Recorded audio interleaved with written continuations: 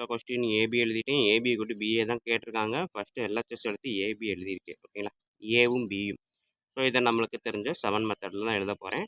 So 7 method பார்த்தீங்கன்னா first row ஃபுல்லாக மேலே எழுதிட்டேன். செகண்ட் ரோ ஃபுல்லாக அதேமாதிரி கீழே இந்த இருக்கக்கூடிய செகண்ட் ரோவில் எழுதியிருக்கேன். ஃபஸ்ட்டு காலத்தை ஃபுல்லாக மேலேயும் கீழே எழுதியிருக்கேன். செகண்ட் காலத்தை மேலேயும் கீழேயும் எழுதியிருக்கேன். ஸோ இப்போ பாருங்கள், 1 × 1 1, second number into second number 2 × -3 -6, first number into first number -2, second number into second number 14.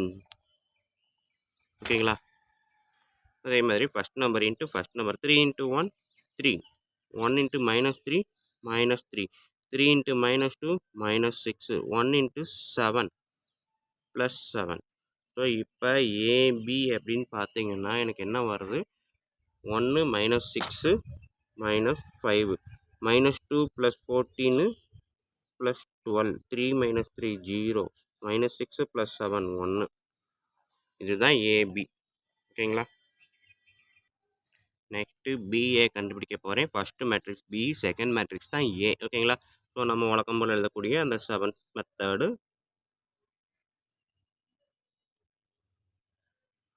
First row ஃபுல்லாக மேலே எழுதிடுறேன். ஃபஸ்ட்டு மேட்ரிக்ஸில் ஃபஸ்ட் ரோ, ஃபஸ்ட் மேட்ரிக்ஸில் செகண்ட் ரோ ஃபுல்லாக இங்கே கீழே எழுதிடுறேன். ஃபஸ்ட்டு மேட்ரிக்ஸ் ஃபஸ்ட்டு காலத்தை மேலேயும் கீழேயும் எழுதுகிறேன். ஃபஸ்ட்டு காலத்தை, செகண்ட் காலத்தை அப்படியே இங்கே எழுதிடுறேன். ஓகேங்களா, ஸோ இப்போ இதை நான் என்ன பண்ணுறேன், மல்டிபிள் பண்ணுங்கள். First number into first number 1 × 1 1, -2 + 3, -2 × 3. ஓகேங்களா, அதுதான் ஆன்சர். -2 × 3 வந்து ஆன்சர் -6. 1 × 2 2, -2 × 1 -2, -3 × 1 -3, 1 × 3 + 3, -3 × 2 -6, 1 × 1 +1. ஓகேங்களா, ஸோ இப்போ பாருங்கள், 1 -6 பெரிய நம்பர்லேருந்து சின்ன நம்பரை கழிச்சிட்டு பெரிய நம்பர் பக்கத்தில் என்ன செய்யணும் அதை எழுதுங்க. 2 - 2 0, -3 + 3 0, -6 + 5, 6லேருந்து 1 போச்சுன்னா 5, பெரிய number -5.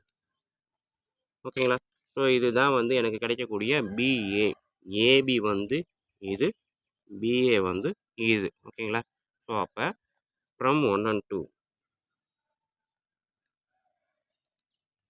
AB not equal to B A. ஓகேங்களா, ஸோ கம்யூட்டேட்டிவ் ப்ராப்பர்ட்டியை பொறுத்த வரைக்கும் மேட்ரிக்ஸ் மல்டிப்ளிகேஷனில் அது கண்டிப்பாக செட் ஆகாது. அடிஷனில் செட் ஆகுமே தவிர மல்டிப்ளிகேஷனில் செட் ஆகாது. தப்பு தான் வரும், அதாவது கரெக்டாக வராது, ஈக்குவலாக இருக்காது அப்படின்றது தான் நம்மளுக்கு இருக்கக்கூடிய கன்க்ளூஷன். ஓகேங்களா ஸ்டூடெண்ட்ஸ், ஸோ இதை வந்து பார்த்தீங்க அப்படின்னா இங்கேயும் -5 இங்கேயும் 5 பார்த்தீங்கன்னா இங்கே 0 இருக்கா, இதை வந்து ஐ மேட்ரிக்ஸ் அப்படின்னு சொல்லுவோம், ஐடென்டிட்டி மேட்ரிக்ஸ் அப்படின்னு சொல்லுவோம். எப்படின்னா -5 வெளியில் எடுத்தோம் அப்படின்னா 1 0 0 1ன்னு வரும். ஸோ அந்த மாதிரி வர்றது ஐடென்டிட்டி மேட்ரிக்ஸ். லைட்டாக ஞாபகம் வச்சுக்கோங்க, அடுத்த பின்னாடி வரக்கூடிய சம்மில் இருக்குது, அதையும் நம்ம பார்த்துருவோம். ஓகேங்களா, இப்போ வாங்க நம்ம நெக்ஸ்ட் சம் பார்ப்போம்.